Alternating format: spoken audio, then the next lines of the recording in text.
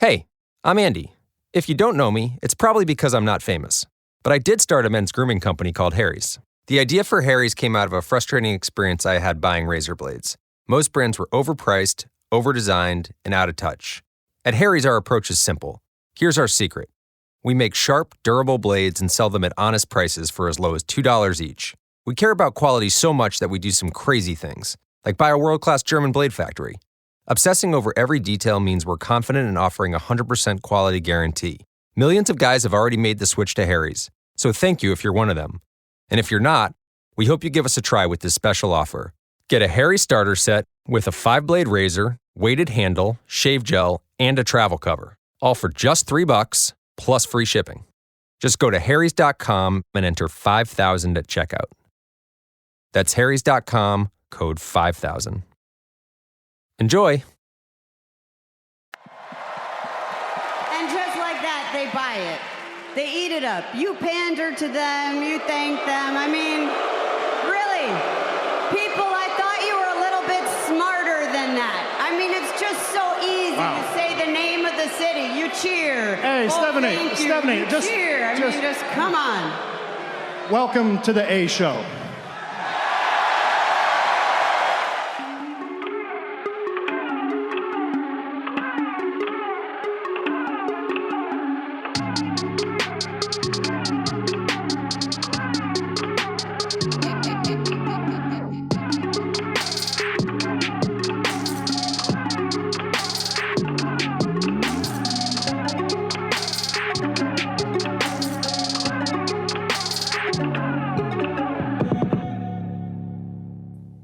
What's going on, everybody, and welcome back to the A Show with the Kings of Pro Wrestling Podcast. This is Justin, and I also have Meelz. I was about to introduce the show a second time. Oh my God. We're not going to cut that. I'm going to keep it because people need to know that we fuck up sometimes. Well, yeah. I mean, some of us fuck up. Me, perfect, all the way, professional. Been doing this for a lot of years now at this point. Oh, get out of here. Do you remember that I used to do a podcast by myself with me just talking for an hour? I feel like that was before the term podcast was coined. And it was you just talking to yourself and letting everyone hear it. It was a fireside chat. On wrestling, and occasionally A+ would show up. I remember that. Occasionally, well, A+ was my co-host, and I say occasionally he would show up. Yeah, co-host or not. And there were times where like A+, and shout out to A+, he would literally be like not in the show at all. I just be like silent. I just be talking like, yeah, man, yeah. Like one time I had to stop the show. Like I was like, Did okay, I watch it. Yeah. Well, the thing is, he would watch it, but it was just like it was. I know he was busy, so it was like it was wild. But then I had to spin off into my own little show from there. But I'm in a dimly lit room. It's raining in LA. I'm in a dimly lit room. That's good news. Eating gummy lifesavers. I mean, it's not good news for traffic, but raining in LA is good news. I would assume. Listen, the nature of traffic here is I tell Meelz every single week now that I don't record the show during work anymore. I tell Meelz now at 5:20, 5:30 I leave early because I come in early on Wednesday so I could leave early to do this show. So I say, Meelz, I just left. I'm on my way. I know Meelz is looking at his clock like it has taken him an hour and 30 minutes to get home. I mean, LA traffic, MTA, Same thing. Yo, who is this? I don't want to get too much into spoilers, but who is this Punishment Martinez guy? Punishment Martinez from ROH.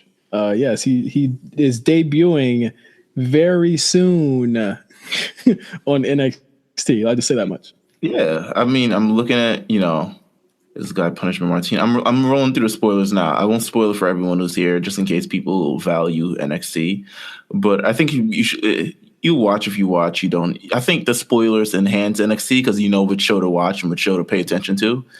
One of these shows I don't think you guys need to watch in the next 3 or 4 weeks. I'll say that much. One of these shows. Of these. Let me see.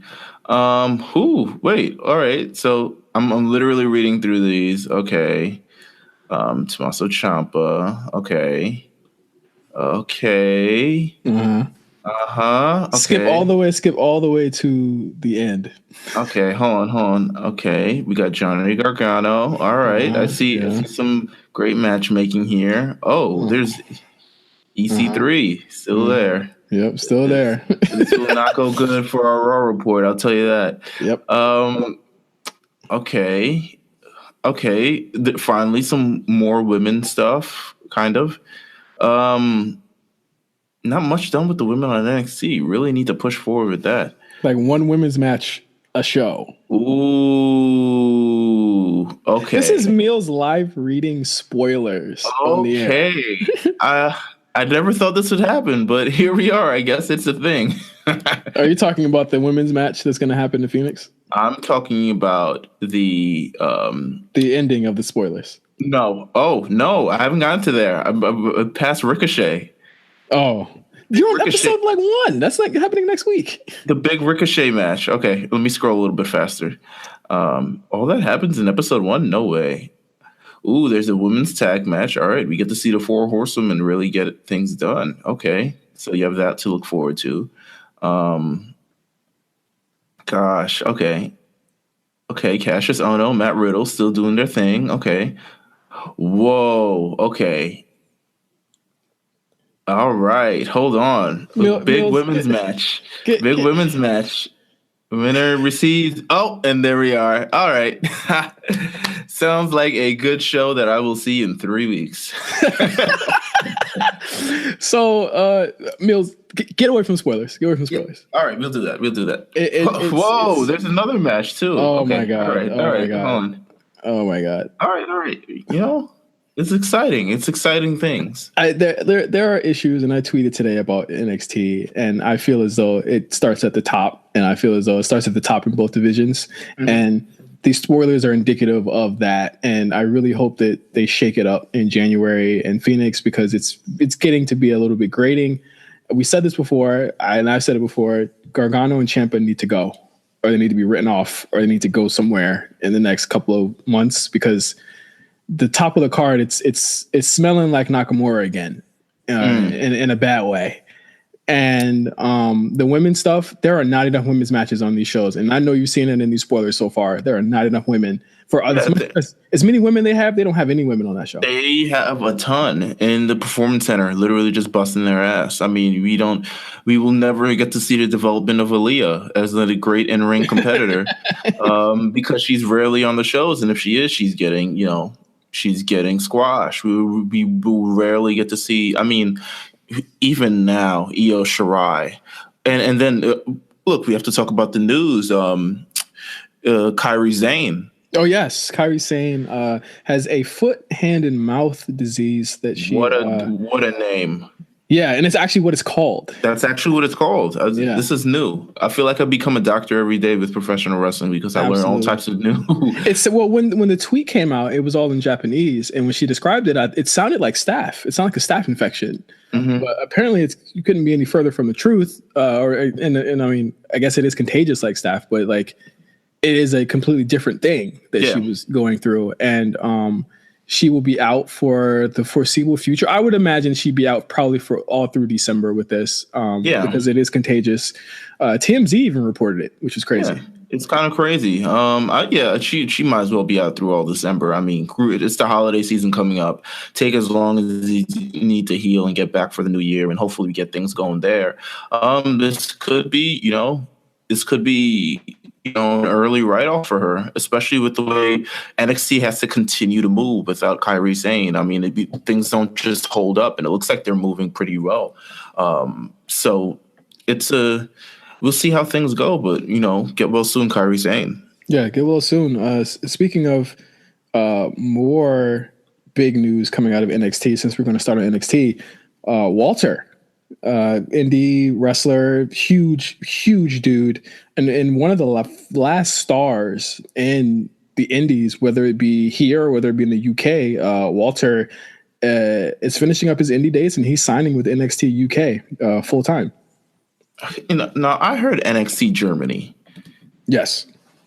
Hey, is that NXT? Is that part of the? It's not part of the UK. It's completely separate. Completely separate thing. They're going to be launching very soon in conjunction with WXW, which is pretty much the only German wrestling that I'm familiar with in the area. Right. You do not expect Walter to be coming to NXT USA. He's going to, he lives in Germany. He's going to be staying there, but he might do a couple loops. He might come to the US to do a couple of shots. But this is more indicative of a greater issue that has been talked about all week, which is that the NXT UK performers and the UK performers that perform for that show in particular, they cannot wrestle for any other promotion. So they're completely locked and signed in for NXT UK for the time being. This is a brand. Yeah, they can't go anywhere else. This has caused a lot of people who are fans of indie wrestling in the UK to be very rightfully so. They're very disappointed and hurt that they won't be able to see them unless it's an NXT branded event. And that goes for like Jordan Devlin, Pete Dunne, Mustache Mountain, Mark Andrews, the women, Killer Kelly, all of them. They're all locked in. They can't wrestle for Stardom, Shimmer, any of those things anymore. I mean, gosh, that's insane. Actually, that's wild. Especially, as a fan of wrestling, especially if you're a fan of independent wrestling overseas, it's like not being able to see this is just like it sucks the life out of the ecosystem. I mean, Triple H really been, crushing the indies. I'll say that. I think if you're talented, I mean, we've never seen this in any previous iteration or era in the WWE where they're like, we're going after all of the talent. If you're talented, we want you. I mean, even for a sense, Leo Rush started wrestling just a few years ago and he's already, in the WWE. He's already on the main roster. So it's kind of like, I think it's going at a pace that we've never really seen before. I liked when I read the article about Walter. It was kind of interesting that he says he really has no desire to wrestle in the United States for a long period of time. He's like, I have no desire to, join the NXT USA brand. I kind of want to stay in Germany. I kind of want to do things there. I'll do the one shot, but not really. And this is kind of like, every star, I guess, has their like aspirations of, headlining NXT, headlining WrestleMania, all of that. But it doesn't seem like he has that, at least right now. He probably will. I mean, I feel like, honestly, he's there, and he's going to be more than likely their champion. Right. And even like 10 years ago, he would seem like to be like a Vince guy. Like, I think Vince would have loved, if Vince wants Walter, Vince is going to get Walter. I think that here, and this is, a larger conversation, but before we even touch on what it's doing to the indies, WWE sees the NXT branding as their own territories and their own WWE farm systems all over the world, where these performers don't have to run themselves to the ground and they can get a solid paycheck or whatever, and they can do shots all over. Their travel's paid. They get hospitals and stuff like that. And I mean, they might not get healthcare, which is, again, indicative of a larger conversation. But in the end, they don't have to work themselves as hard as they used to. And they get exposure on a level that they wouldn't be able to. Like, imagine at Access, there is all types of NXT events all through Access WrestleMania weekend. This could bridge the gap to, for that 7-hour WrestleMania show, you get NXT matches. I see WWE's vision. I think that they are very cutthroat in the way that they're doing it right now. I mean, it's really just like kind of not. It's left a lot of like things up in the air in terms of just independent, and maybe there needs to be some sort of, how in the olden days, in the territory days, all these territories had agreement that they wouldn't really poach anyone's stars, or like they wouldn't have any, there would be certain people in certain territories and they wouldn't really go after that until Vince said, F that, I'm going after everybody. I'm going after the entire Northeast. And, WWF was created. Maybe there needs to be that sort of agreement, or maybe they need to have this discussion with Triple H. I feel like,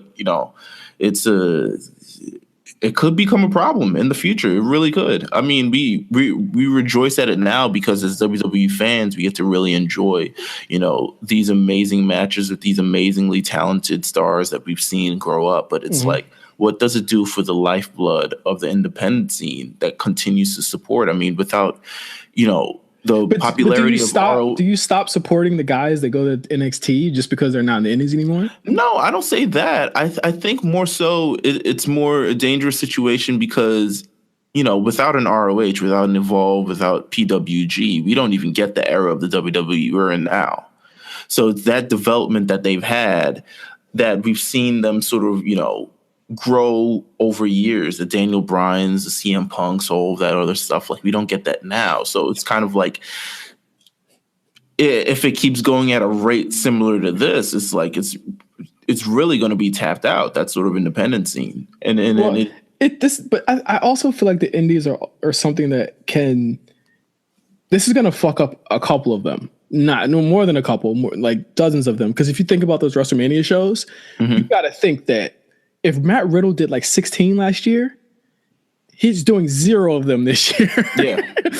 Like if Walter was on like a lot of those cards, he's doing 0 of those this year. They had to find somebody else. Like Joey Janela's hurt, so he can't be that guy this year. Like who's going to be the guy? Like, there's guys like Darby Allin. But the thing is, like, a lot of the guys that you would think would be there, I think WWE's picked up already. I would have said Shane Strickland would have been the next guy. But apparently he's supposedly signed already.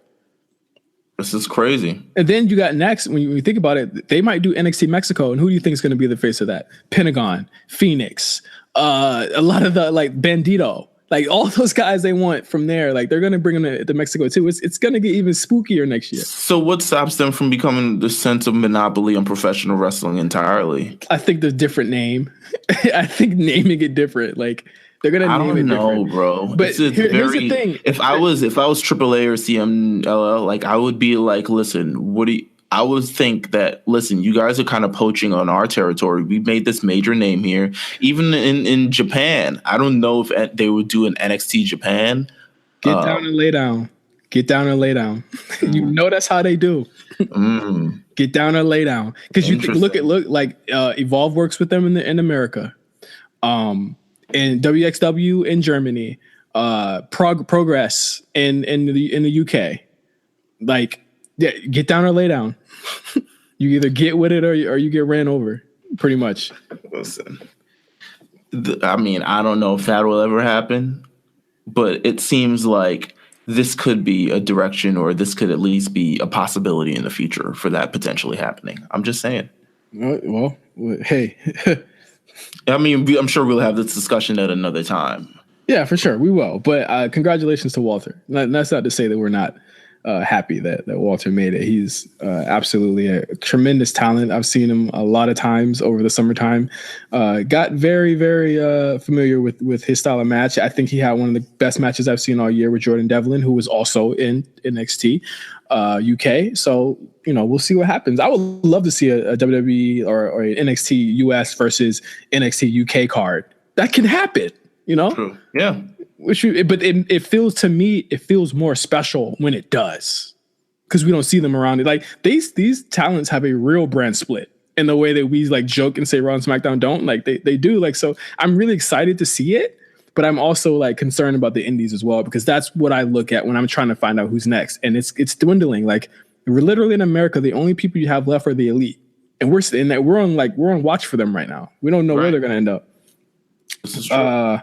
So what else is on the agenda this week for No Holds Barred? I want to say R.I.P. to Edge's mom, Julie Copeland. Rest in peace. Rest in peace. I remember specifically when I was a young Edgehead, I purchased a book, Edge's book. I forgot what it's actually called. Not Decade of Decadence. That was a DVD, right? No, that was definitely a DVD. His first ever DVD. It wasn't even that good of a DVD. It was just his matches. I was so mad. I was expecting his life, but it's like, it's not that it wasn't good. It's like, it's amazing. But then it's like also when the whole Chris Benoit thing happens, that like rules out a lot of Edge's really, really good matches. Yeah. They should give Edge a nasty DVD, like, of all his nasty escapades, because I heard he was a nasty dude. The book was called, it was released in 2004, shortly after he returned from his neck surgery. It's called Adam Copeland on Edge. And he really talked about a lot of the first chapters. I still have the book somewhere. A lot of the first chapters was about his mom and just like the overall support and just like the unwavering support, which I think, when it comes to sort of parenting, especially going into a profession like wrestling or really going into a profession where it's really any sort of risk you're taking, you kind of need that support from your parents. And I know he credits his mom. He didn't really have a dad around. He credits his mom for taking him to WrestleMania 6, Kiss, rock and roll wrestling, everything like that. When he said he wanted to become a wrestler, she supported him all the way through. He wrote this really touching Instagram post about her earlier today. And, it's just, I feel like someone like that needs to be at least acknowledged and celebrated. I mean, just being able to motivate and being able to give your support means a whole lot more than anyone will ever think. Like, and once you have that support system, really look how successful Edge was. Yeah. And look how it's kind of like he made the right move in his life. And it was that support system that kind of helped him get him there. So, R.I.P. Judy Copeland, man. It's crazy. It's glad that she was able to see, her son get married and have kids and all of that other stuff. And it's just, Do you want to talk about, I know this is huge left. Mm-hmm. You want to talk about the Lars Sullivan posts? This came out like a little bit after we recorded. Let's talk about it. Not Braun. Oh man, if it was Braun, Lars Sullivan. Braun on message boards. I'll be honest with you. Yeah, for sure. They found someone did a deep dive into like the Figure 4 messages. Message boards and a bodybuilding website message board where Lars Sullivan was saying a lot of wild shit about black people, about women. He sounded like a proto-incel. But the thing that was kind of concerning is that a lot of the posts happened 4 months before he was signed to NXT. And, this is something that a lot of people are bringing up and, seeing if it has any effect on his push and subsequent debut on the main roster in the coming weeks. How do you feel about the freak man being a racist man? Do you think it was serious? Do you think these tweets are like, not the tweets, but like the post, like I read these posts and to me, they read like 2012, I'm hiding behind a message board, messages. He seemed like a snarky nerd. He seemed like a troll, right? Like, I mean, that doesn't excuse anything he says. Don't get me wrong. Absolutely not. No, absolutely not. But yeah, I mean, he seems like that type of guy. I don't know him in person, but that's how it kind of came off of. It's like, I think we're from the era of message boards. I don't know if kids nowadays will ever be caught on a message board. But there's always that snarky troll, that like know-it-all, that like asshole who's just like, busting everybody's chops and just saying the most ridiculous things and can get away with it because it's on the internet. And if you argue with someone on the internet, you're a word that's currently redacted in my personal vocabulary. But yeah, I'm not. I cared for like an hour. I cared, but then it's like. Not that I don't care about like, obvious things, but it's just like he seems more like an internet troll. Yeah, he's a troll. He is a troll, and it's terrible. Here's my thing: like, unless something had happened already, then we would know what they were going to do about it. But the vignettes have become a bigger deal on the TV shows. Mm-hmm. So they're not going to do anything about it. Like if he comes out and he jobs his first match in, or he starts crying or something and they give him a crying gimmick, I mean, there's nothing's going to happen from this. And they probably did give him a swift talking to, though. They probably gave him the same talking to they gave Leo, and look at where Leo is. I think they have everyone sort of go through. If the situation happens, I would think they have some sort of training that you're required to go through, or some sort of course that you're required to go through to sign off. So WWE is like, we acknowledge what you did. We have taken the necessary steps to remediate it, and we have done so. this person has acknowledged it so, this person has acknowledged it so, even though we do have we can't fire them on the spot. We've chosen not to and instead improve them. So, that's what I would hope would happen. But also, I don't know what goes on. Yeah, I mean, they give them classes, but at the end of the day, it's like, what are you going to do? It's a message board. We're a troll. What are you going to do? I'm sure if you look at all the guys coming up today, I'm sure they're message board dudes. I'm sure of it. I know one of them, in fact, for sure. I know for sure. Did you? Before I even announced it, have you been watching NXT UK? I've watched the first 3 episodes. I didn't catch the one tonight, even though they did crown the new NXT UK Women's Champion. Who's been champion for 2 months. Defended it at Evolution in the dark match. That's what I'm saying. Then they had her beat the actual person that she beat. So it's like I want to watch it to make sure that Toni Storm's title shot wasn't on the line here, because it was a tournament that they just aired, but they announced that does Toni Storm get a title match? I thought that's what the thing was for. You get a title match. I feel like it was just for. Well, guess what? Toni Storm and Rhea Ripley, spoilers, are going to be facing each other again at NXT UK Takeover in Blackpool. That's January. Right. We have to talk about that NXT Takeover UK Blackpool. That was a lot. Yeah, that's a lot of things to say. I thought the NXT brand was going back to London.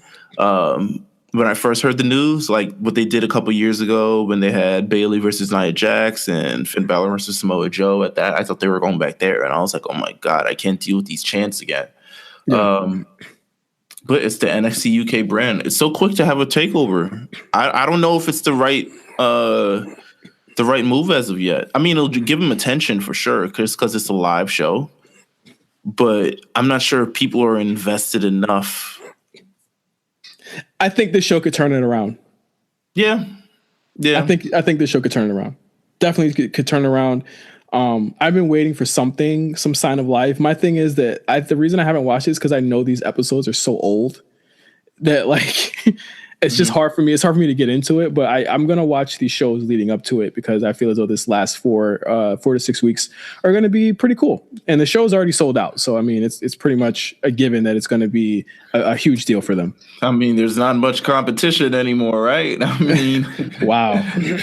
I mean, where are they going to get their wrestling fix? Oh my God. TNA? Oh, hell no. Anyway, that also happened. Did you watch Starrcade?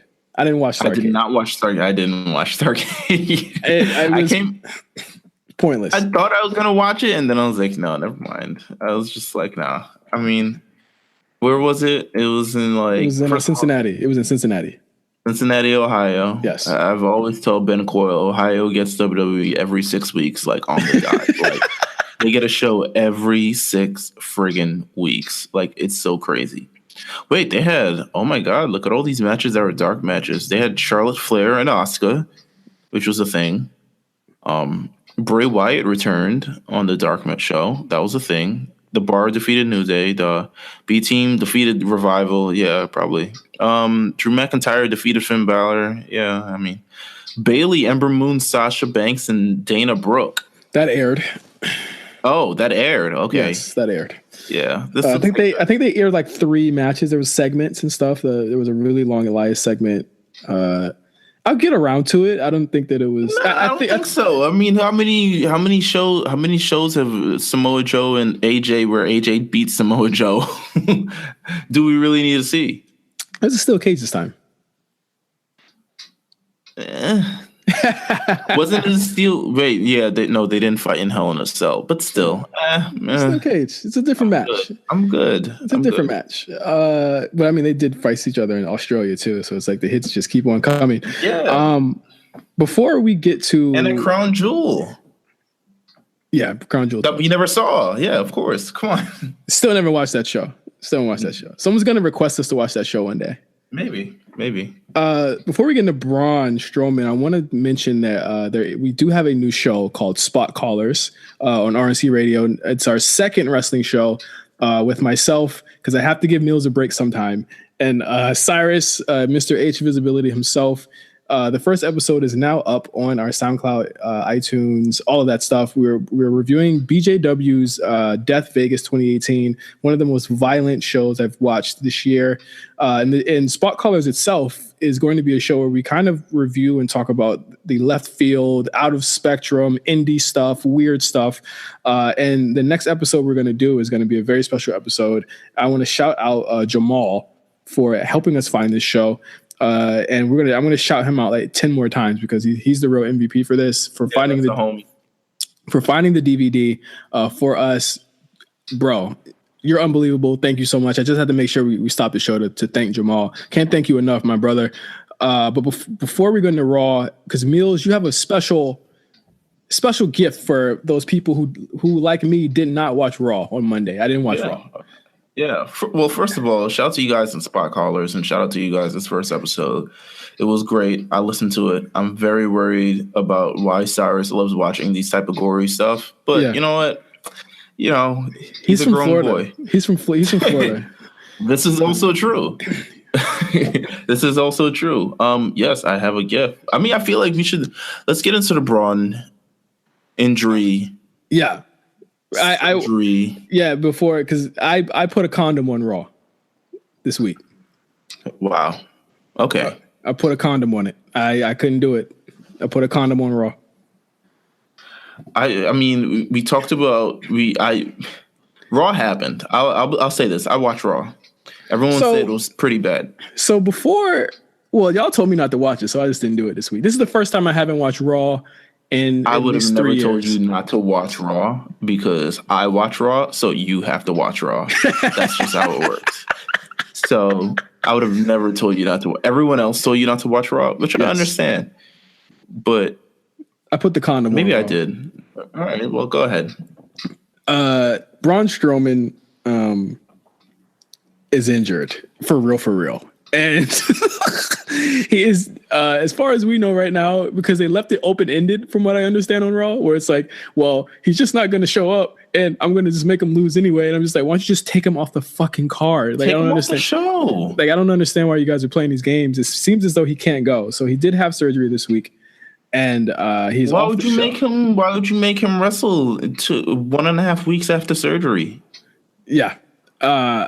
Against Baron Corbin. That's not a match where you need to it's not like a must see, like we gotta do this or else we're not gonna have any other chance to do this. It's Baron friggin' Corbin.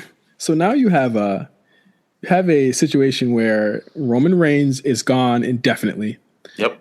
Braun is probably gone until January. Yeah. And you have Seth and Dean are busy. Yeah, busy in their own universe.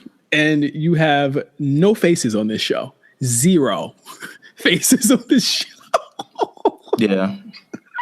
So I hit up Meelz Tuesday and said, hey, I didn't watch Raw. So let's review something else. Or we could talk about a different version of Raw that we wanted to watch. And Meelz said, I have my own version of Raw that's going to piss you off. I don't know. All right. So I don't know if it'll piss you off. I'll say this. I think I created and I fantasy book Raw this week. So, if this was any audition for me to get in the writer's room, get to understand what's going on really inside of my head and what makes sense and what doesn't make sense. This is it. This is the full package of it. We've got glimpses of it before. I've gotten chastised for it. By who? By who? At least out of these 58 episodes, gotta be at least 40 of them that I've just been like, no, and that would never work, and this is why. But I watched Raw this week, and I said, you know what? How could I make this show better? And I literally wrote out, I wouldn't say a full script for Raw, but a bare bones script for Monday Night Raw that I rewrote Monday Night Raw. Are you ready to hear this show? I'm going to eat gummy lifesavers while you say it so that I can stop myself from interrupting you. No, please. I mean, interrupt at any time you want and just see if you have any questions, you have any comments, you definitely. All right. So boom. I mean, oh, this is when you know some bullshit about to start. When somebody says, all right, so boom. I was originally going to have Stephanie McMahon open Raw, but I couldn't figure out how to write her in the show. Because everything she do would supersede what Baron Corbin is doing. So it's like I just chose not to have her on this. Before you start, does Baron Corbin kayfabe die in the first 5 minutes? No, he does not die. He does not die. He actually comes out pretty well. He comes out very, very well. He's still Baron Corbin. I don't know how he can come out well. He's all right. So I have Baron Corbin opens up Monday Night Raw, and he's celebrating because he's finally in control of Raw. He's got rid of, Roman Reigns is gone, which has gotten on his nerves. Braun Strowman is gone. There's really no one threatening his power. No one's threatening his will. He's got the power because he's got Bobby Lashley and Drew McIntyre backing him up, which was something that happened on Raw. And he's like, yo, my power is going to become absolute at TLC when he defeats Braun Strowman. So I've got like Baron Corbin becoming like this Lex Luthor Legion of Doom. Like he kind of looks like Lex Luthor in a kind of way, but he does. So he's got that going on. He's like, yo, there's nothing that can stop me. And then I'm like, boom, suddenly a limo pulls up. I feel like we haven't gotten a limo in a while. Meelz, is this 1998? Yeah, I mean, a limo is gonna pop anyone. Everyone. You have J. Cole, you have J. Cole. You have Michael Cole. You have Michael Cole, Renee Young, and Corey Graves asking questions like, "What's limo? What is that?" Because it's got red, white, and blue on the license plate, so you know who it is. It's Kurt Angle.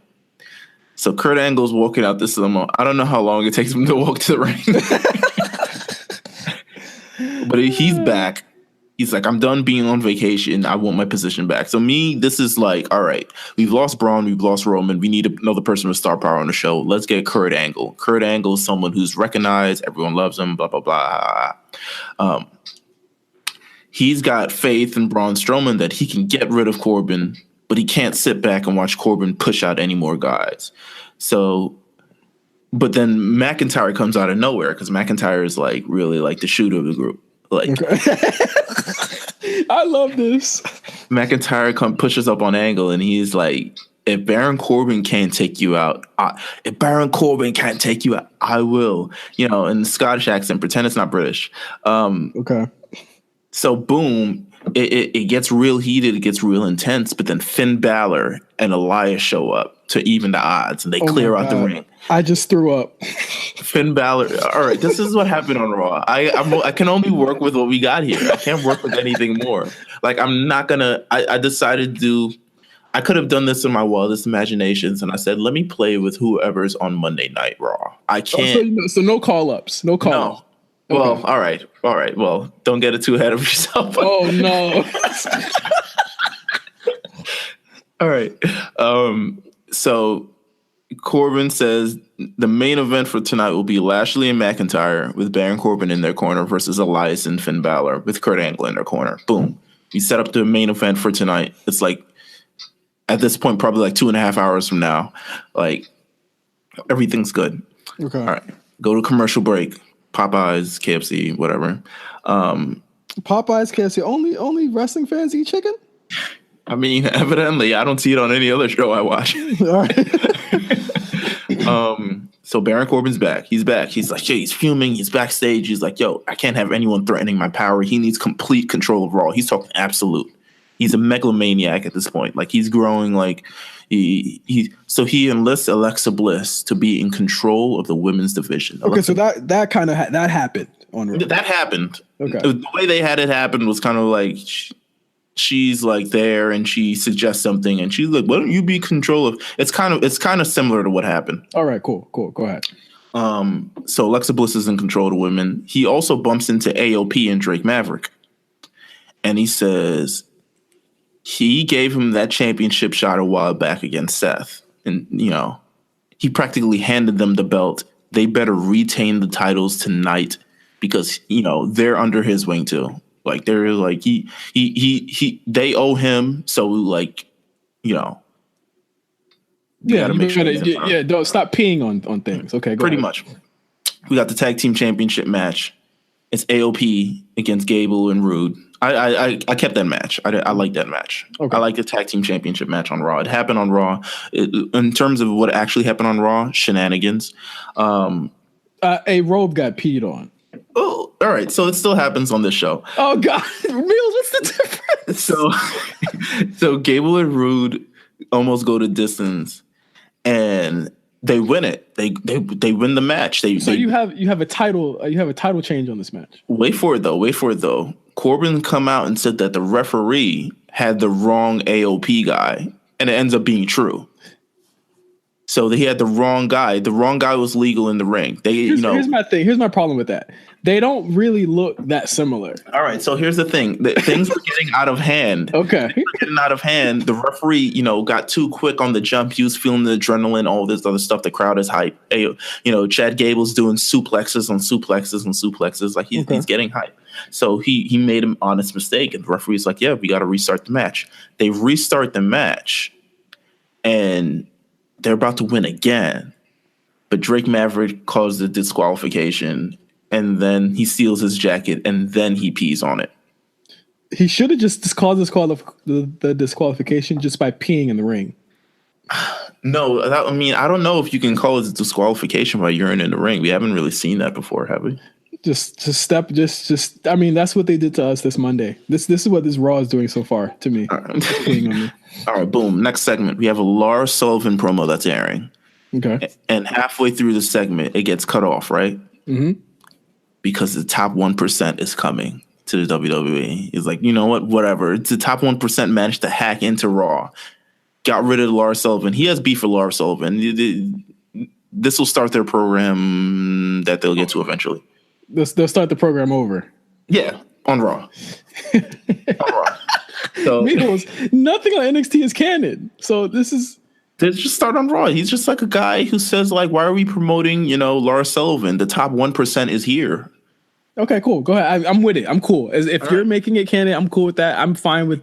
Well, here's the thing with that. Like, if you introduce EC3 to Lars, EC3 is going to be fed to Lars just like he was on NXT.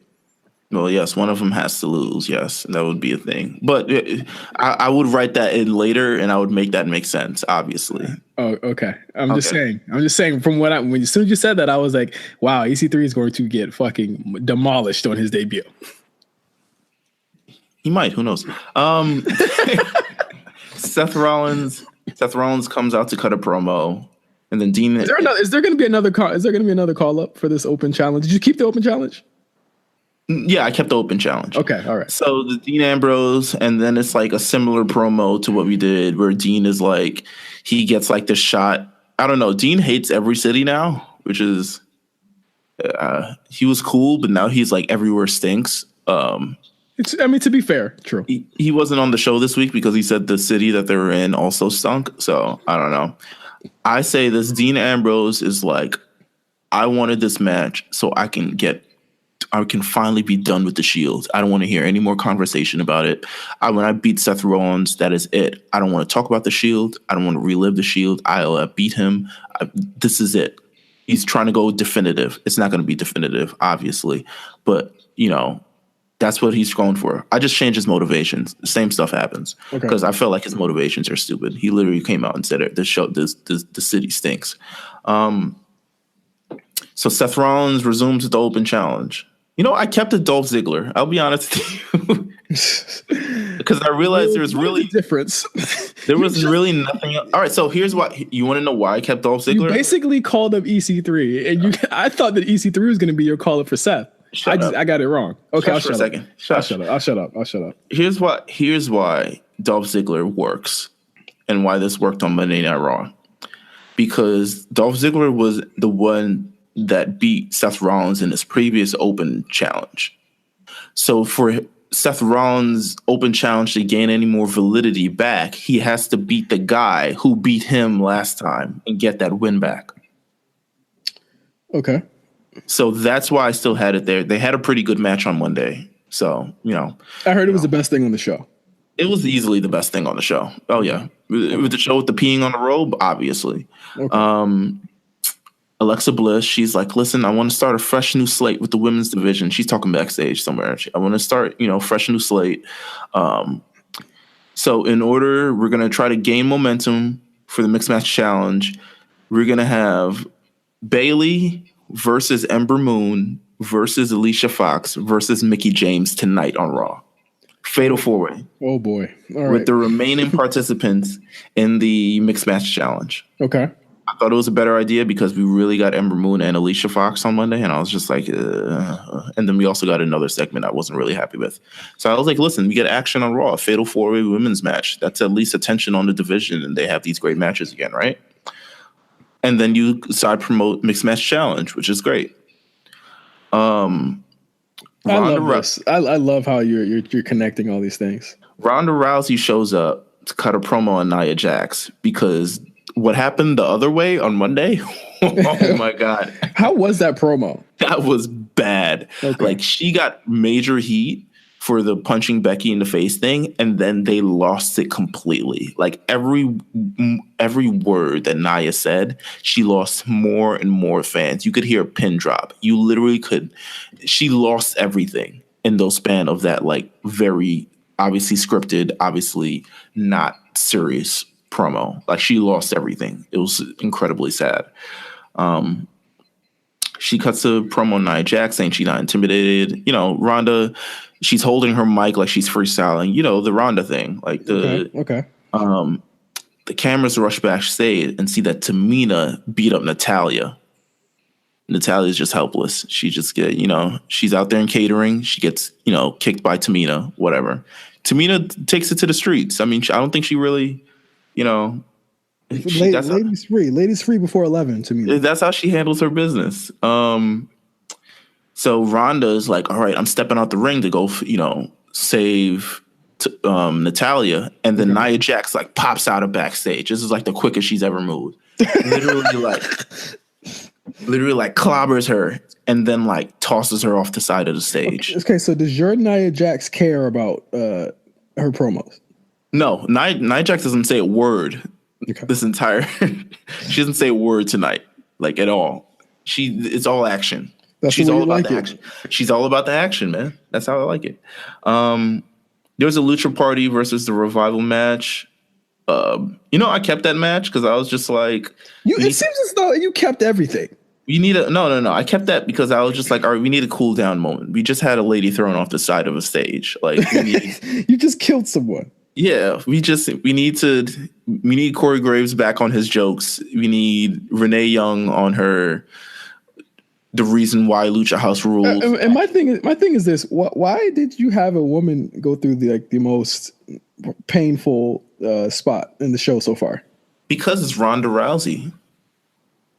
People will remember this. And you have Nia Jax. And Nia Jax is capable of throwing someone off of a stage and it actually hurt. Like, that's a feat that highlights Nia Jax, destruction and power. Your Raw is rated TV 14.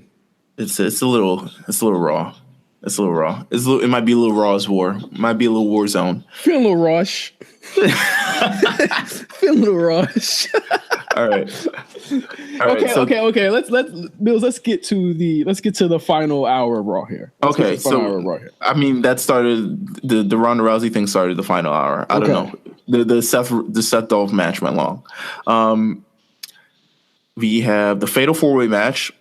Just a simple Fatal 4-Way. I pick Ember Moon one, just so Ember Moon could win, even though she lost in the Mixed Match Challenge this week. She had to lose. Yeah, but so because she had to lose, I made her win tonight. Okay, that's fair enough. Fair enough. We have the main event. It's Finn Balor and Elias. With Corbin and with Angle in their corner. We have Lashley and McIntyre with Corbin in their corner. The crowd is hot for Balor. Like and maybe Elias too. I think Elias might sing a song. I don't know. They're hot for Balor. Like, they're like, oh man, we've been waiting for this moment. Everything is like lining up, whatever. How big is this junk this week? Huge. Okay. Just huge. It's like, it's pulsating. Awesome. I love that. So Corbin tries to steal the guitar to hit Elias at some point in this match. But Kurt Angle steals the guitar away. Don't ask me how. You get stolen by a 50-year-old guy. He just does. He's crafty. And then McIntyre, like, socks Angle in the face. Just knocks him out. Just clobbers him. He's a shooter, remember? So the finish is going down. And Finn Balor's going up to the top rope. And, Michael Cole, he's going to the drop zone. All that stuff. Yeah. Mm-hmm. He's going for the double stomp on McIntyre because McIntyre has really, like, clobbered him over the last couple of weeks. So he's finally getting an edge back. but then AOP runs down to the ring. They run down ringside, all AOP with Drake Maverick and everything. And is there piss in his pants? Might be. Okay, go ahead. And Finn Balor decides, instead of like double stomping McIntyre, he dives off the top rope and takes them all out. Boom. Okay. McIntyre, he gets back up, he throws him back in the ring. There's a little tussle, Claymore kick, boom. McIntyre wins because it's McIntyre's show right now. So Angle gets in the ring. He's got to get back at McIntyre. So he literally suplexes McIntyre. Huge pop. Huge. It's crazy. Okay. He's like, it's huge. Take my word. And AOP get in the ring and they're like cornering Kurt Angle. And Kurt Angle's just like, oh man, he's got his like old guy. Like it's trouble now. So Gable and Rude now run down. So Gable and Rude are getting involved, and it becomes this sort of like, oh, it's us against them type of Raw. Like this is the, I don't want to say the union to the corporation, but it's kind of like, yo, they're going against the establishment that Corbin is currently. They don't want Corbin to have absolute power, so they're like renegades and stuff like that. They're the Job Squad. No, I wouldn't say that. Job Squad. No, Gable and Rude. They come down. They get a nice size pop, and to even the odds. Lashley tries to jump in, but Elias gets in. McIntyre tries to get involved, but like Finn drop kicks him in the chest. But then eventually, Baron Corbin knocks out Finn with a guitar. Boom. Okay. And then the beatdown commences, and the crowd is like, Braun, we need Braun. I haven't mentioned Braun all night. Maybe they think Braun is coming. They have no idea he's not coming at all. I just realized you didn't mention Braun at all. Didn't want to. We mentioned Braun in the beginning that he will defeat Braun, but we didn't mention that he was like out indefinitely. Meelz, where's the show headed? It actually ends right now. It ends right there. I know, but where at TLC? Where is it headed? Oh, I mean, I only booked a Raw. Come on. and you know what? This is exactly what I felt like happened on Raw this week. No. So here's what the entire premise of this Raw was to get over Baron Corbin's absolute power. He's got the tag team champions under his control. He's got the women under his control. He's got Bobby Lashley and Drew McIntyre under his control. He wants absolute power of Raw. And he's, essentially he got the upper hand tonight. And it proved that this could be, the future of Raw under Baron Corbin. And anybody who crosses him will get taken out. That's it. We're creating that image in our head. But eventually when we get to TLC, like it'll be like, Braun will smoke the shit out of him. I don't know. Okay. Or you can set up, or if Braun doesn't make it, you can set up this sort of tag team match where it's like, everything on the line. 6-man tag, I completely understand. Well, here's the thing. There is nothing you could do with Raw right now, barring having Finn or someone or Seth beat Brock in 2 seconds that will make this show good right now, because it's just an inherently bad show. Without the belt, without Roman, and without Braun at this point, it is. I don't know where you go on this show. I'm imagining they're going to do a 6-man TLC match with Finn, Elias, and who's the last guy they could get for that? I would, if you don't get Angle, I will say you would probably do Braun to hide Braun's injury. Right, and here's the thing, that just might not be good enough. You never know. It'd be a fun garbage match. Yeah. Tables match. Let me not bury the lead here. I think your Raw was probably way better than what we got. As you can hear, I had no complaints on that. Well, thank you. Congrats on that.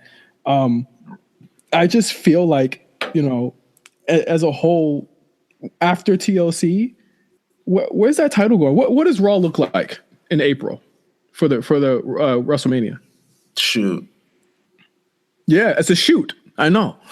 Nobody knows. No one knows. It's a scary thought that this show that it's supposed to bring in the all of the money, so to speak, has no direction. And I really am concerned, and I'm really kind of second guessing if I'm going to be watching this show until TLC happens, because I just feel like there isn't going to be much for us to glean from what happens on the show at all.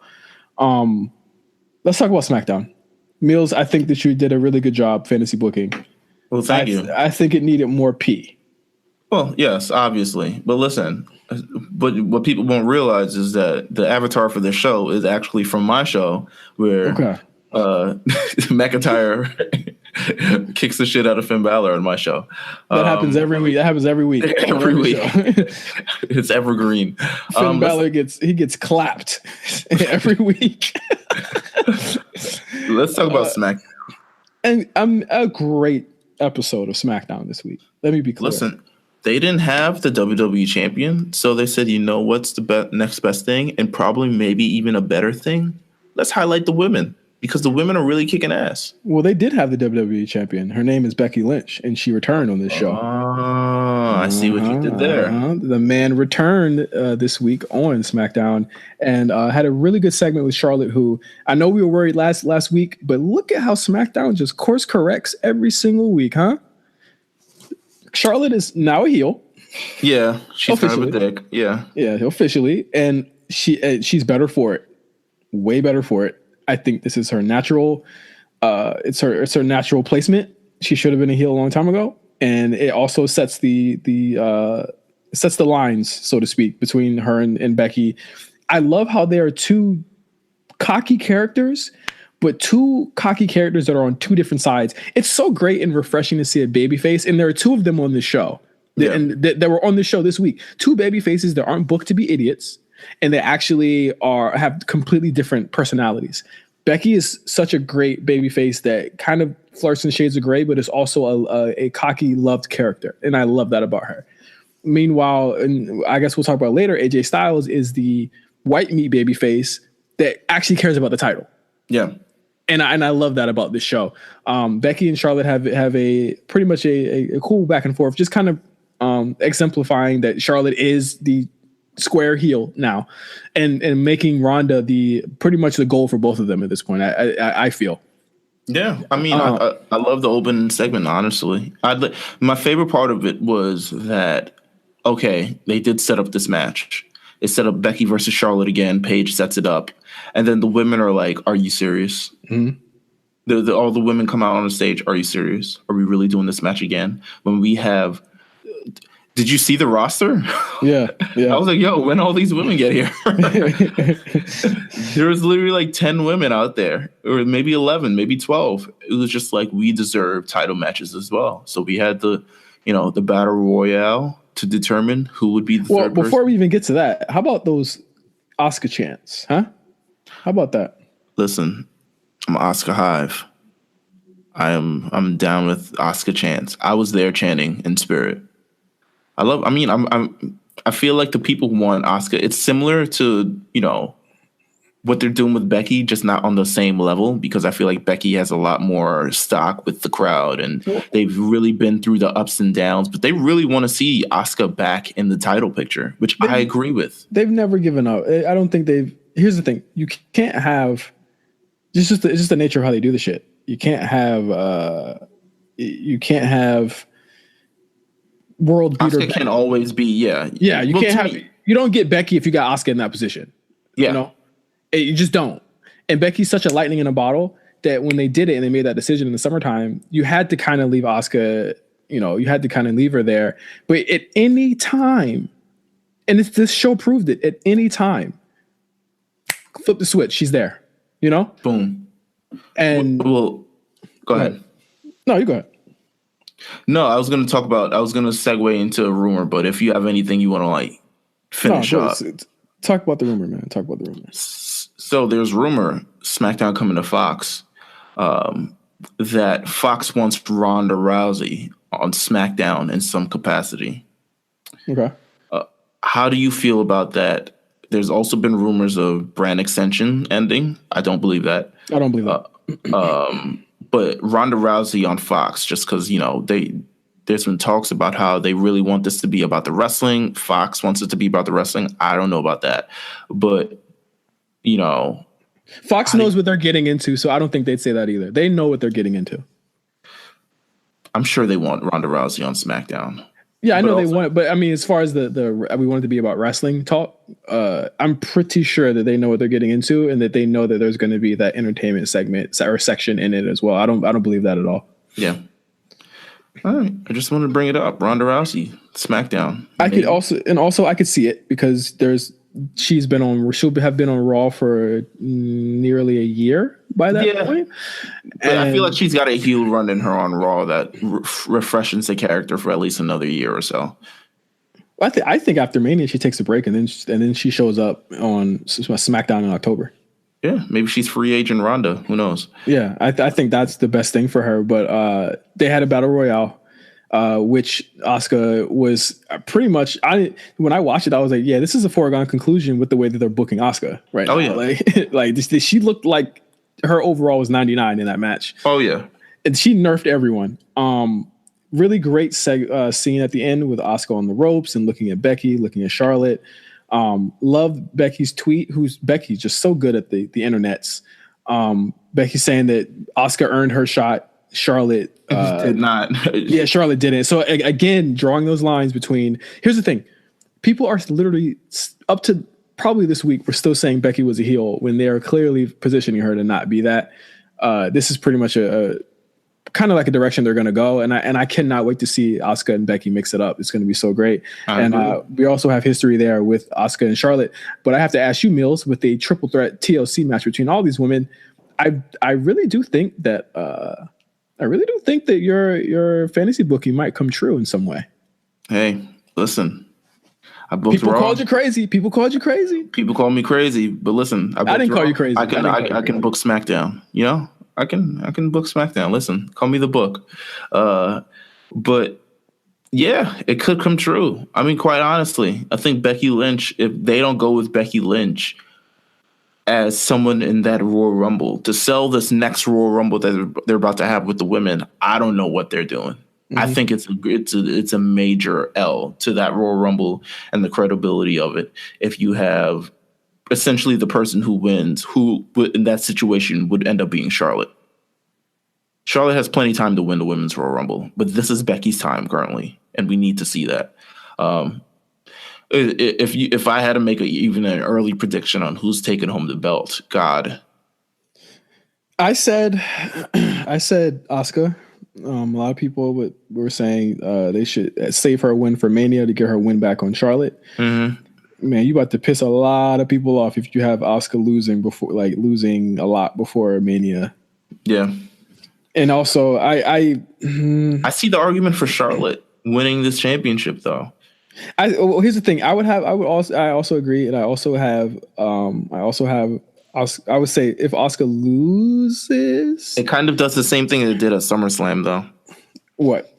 She just lost the big one? Oh, no, the triple threat match where Charlotte wins, not pinning the actual person who deserved the actual belt, etc. Yeah. And well, you just never want, unless it's some shady shit. Like if she gets put in a disarmor and she rolls her over, so like something shady that makes Asuka look like less weak for losing. But right. I also think that if you do that, you can have Asuka lose and then go back to the Royal Rumble and be like the final two, her and Becky.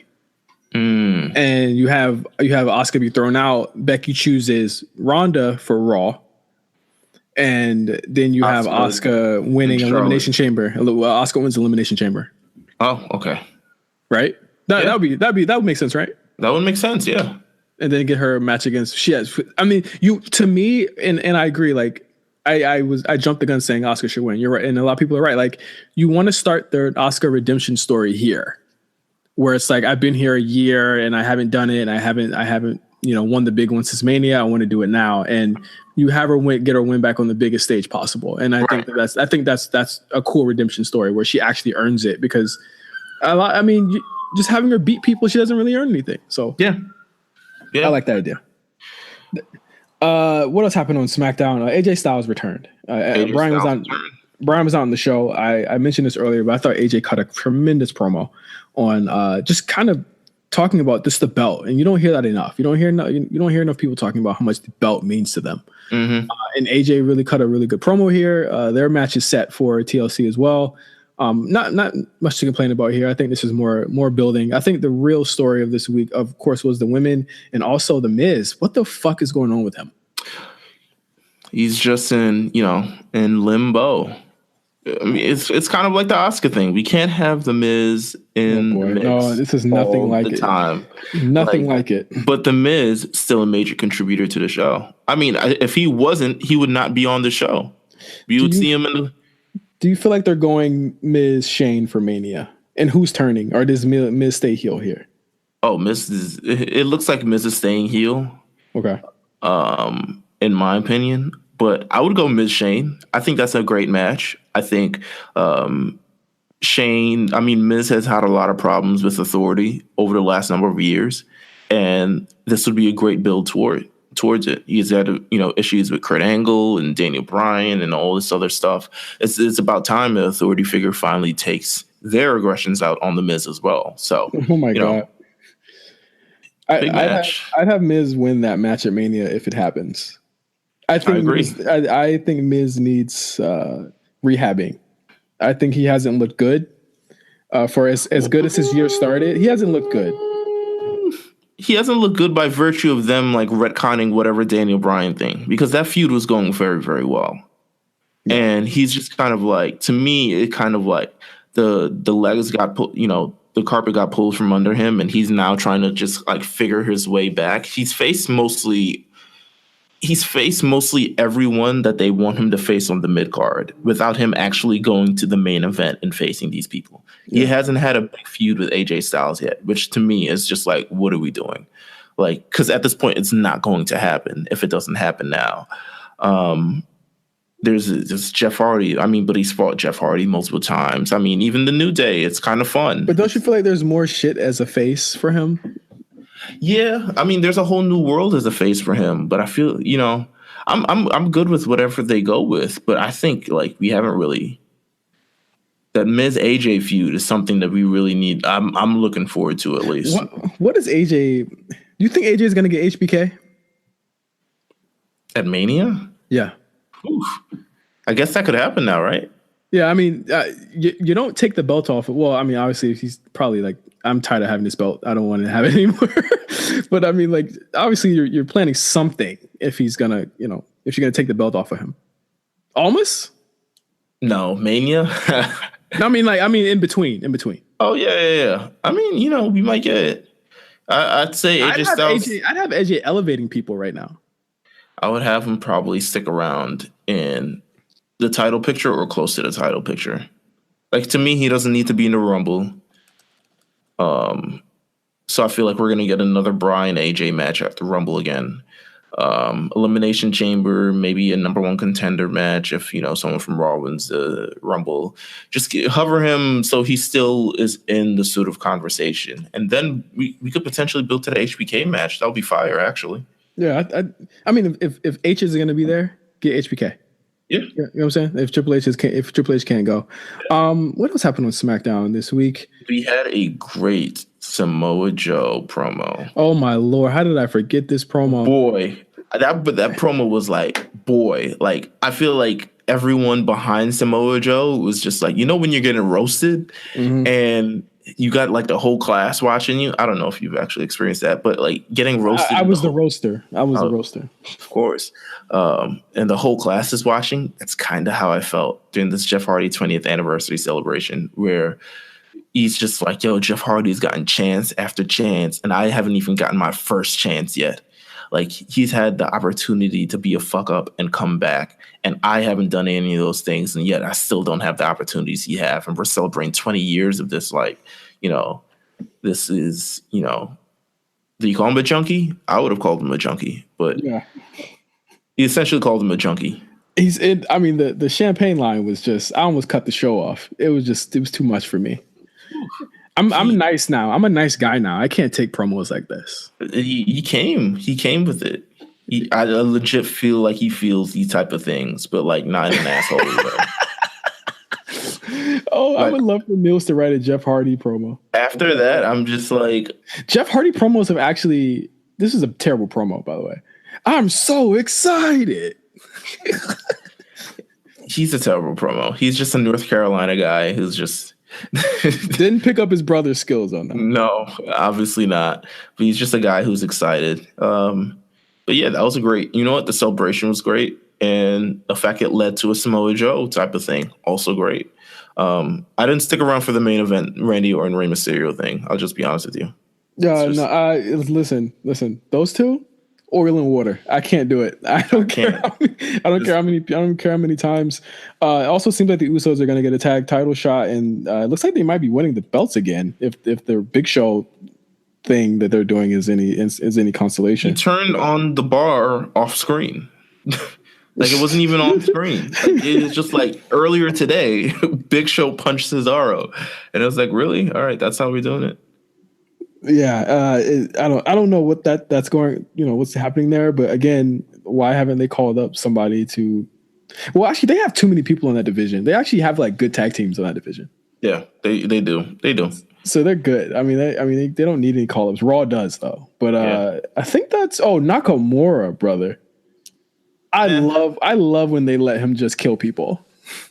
Yeah, I mean, I was okay with it. I didn't see the point of it. Well, obviously, they're going into a program here. I think he's going to be the one to take the title off Nakamura before the Rumble. No, Rusev? Yeah. I don't even think Rusev believes he'll be the one to take the title off Nakamura. Who does it? Rusev is a realist. Or do you think Nakamura is waiting for Rey? I think Nakamura is just holding that belt. I don't see Rusev as a thing. They haven't shown any directions of having any confidence in Rusev like that, other than he can take an ass whooping pretty well. And I love Rusev. So you're right. Can I ask you a question? Mixed match challenge question. Oh boy, this Finn and Bayley thing. Oh man, the Dirty Mac. What are your thoughts on this? You're I guess Bayley's husband, fiance, whatever. You're watching this. They're doing dirty dancing moves. They're like smiling at each other, laughing it up, chuckling it up, hugging, all this other stuff. I mean, we're not insecure gentlemen over here, but things look a little bit suspicious in my opinion. I'd be concerned. I'd be concerned. It's Finn Balor, first of all. That's number one. I'd be concerned because Finn Balor could give him the hands. Finn Balor, he a cute dude, man. Yeah, he a cute dude. I ain't even gonna pause that. Like, he's a good looking dude. Like, I would be concerned. I'd say, okay, why do they have y'all? Did you see that they did a Facebook Live video where they were making Legos together? So she's doing stuff that he likes to do. I bet he was at home like, you don't even like to watch me play Red Dead Redemption. Man, I'm thinking like, yo, I'm sure Kathy Kelly is like, I don't really gotta worry about, my man. He's not with her no more. He's not with her no more. What? I thought they were back together. They have been not together for like a year. What? Come on, Kathy Kelly. All right. Well, has Kathy met my man Ben Coyle as of yet? No, she's not gonna meet Ben, man. Damn. All right.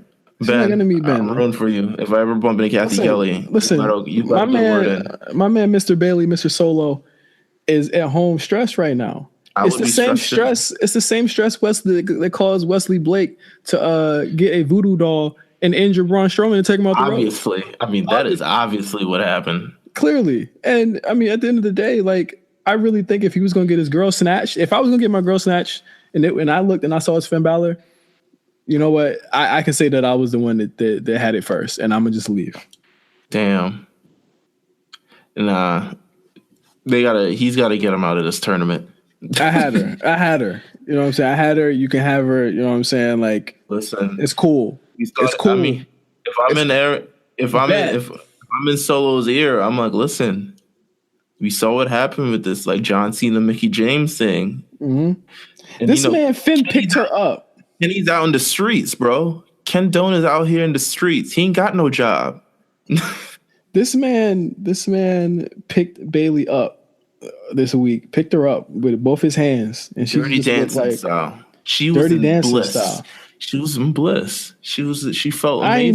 I ain't never seen Bayley happier in my life. I know Sasha texting her like, "Girl, you better just do that shit." You better shit. I got my man cooking my dinner, so like. right now. Finn's. I mean, for all intents and purposes, Finn's a relatively pushed guy as far as being on the top of the card. He man events Raw a lot. His fits are crazy. Fit's crazy. He got his own clothing company. Oh, he got his own. His smile crazy. His parents look good, so you know the jeans is good. Baby. Come exactly. On. You know the jeans is good. He knows. He know Action Bronson. Feel me? He know a lot of stars. I'm just saying, get with it. You just listen. Hey, listen, Bayley. I hate to do this, but I mean, don't tell her. Step it up, man. Step it up, man. Don't do it. Step it up. You don't want to be with this dude, bro. Like, she don't really want to be with him. Just give my man Finn, man. It's a cute couple. Don't do it. It's a cute couple. And then when this happens, we're gonna do a no holds barred, and we're gonna have to talk about how we call this. Bayley is more attractive when you hold it down. That's all I'm about to say. Well, they're not married. Yeah, they're engaged. Well, hold it down. I'm just saying. Your man out here grinding out in these streets. Is he? I don't know. I don't watch in these. That's why we have spot callers just for you. I think that wraps it up for the week. For us here on the A Show, it is time for the year-end list. Meelz, how do you want to do this? We usually make up these plans on the show. How do you want to do this? Do you want to invite some people over to the A Show Asylum to talk about their favorite anythings from this year? I think we got to, right? Yeah, I think we have to.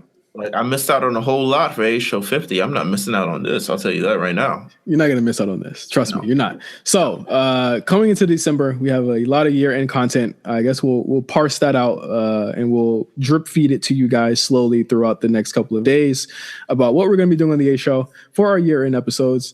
I don't think do you think there's going to be anything crazy on TLC? Because I really just started looking at my list now, and I think I'm fine with what I have. That triple threat might go up, but I don't know. I would be cool with having a cutoff at around when's TLC? When's TLC? Let's look at the dates here. TLC is in 2 weeks. It's like December 16th. December 16th. Jesus Christ. December 16th. We got Seth Rollins versus Dean Ambrose. I mean, that could go up. How about we do the year-end episodes? Maybe let's do it. Let's try and do like 2 in a week. Last 2 weeks. Yeah. Let's do part 1 that week of TLC. So the 19th will be part 1. Yeah. And part 2 will be the day after Christmas. Kwanzaa. Love it. Or not the 19th. It'll be the 20th and the 27th will be our year-end episodes for the show. So you guys have literally 2 weeks to prepare yourselves to have your minds fucking blown. I think on that actual first episode, we might bypass the TLC ratings and overviews, and we might just go straight into the list. I don't think anything's going to be happening like crazy. No, can't be. So yeah, there we go. We just made it on the show. Like, now you guys get to see the brainstorming session for all of this stuff, and now we can start finding guests.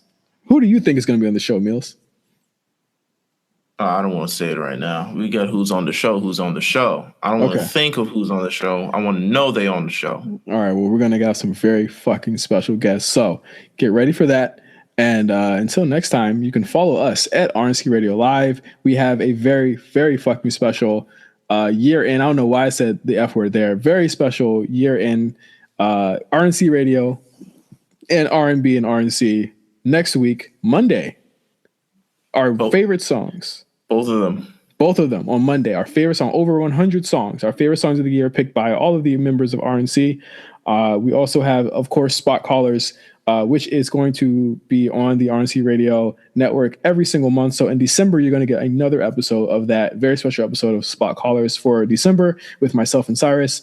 You have RSPN, which is going strong. One of the funniest shows, I swear, on this network. Bar none. I think Mark and Jeff were fucking incredible. One thing I do want to mention for this week, late fees is going to be delayed for this week. Yes, we're going to be delayed. We ate too much turkey and forgot to record last week. So we're going to be recording this week and it's going to come out next Friday. And we're probably going to have to double up and we're going to have 2 episodes in December. So get ready for that. Big time. Double it up. I love it. I love the last episode. I finally got around to listen to it. I do love it. Shout out to Junior Motto. Shout out to Junior Motto. So yeah, until next time, for Meelz, I'm Justin. This has been another episode of The A Show. Thank you for listening. Until next time, peace. Happy Rusev Day. And don't get fucking knee in the back of your head. Peace.